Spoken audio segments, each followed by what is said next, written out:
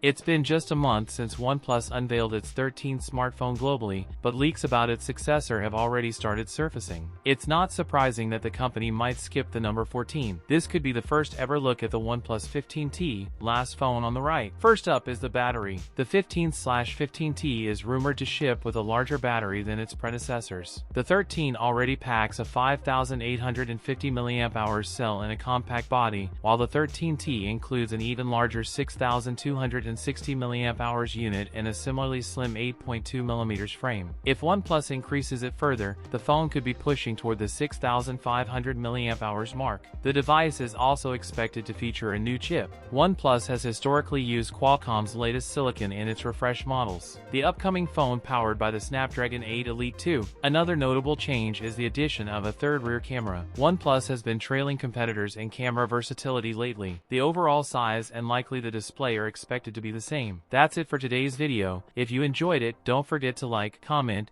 and subscribe for more content. Thanks for watching, and I'll see you in the next one.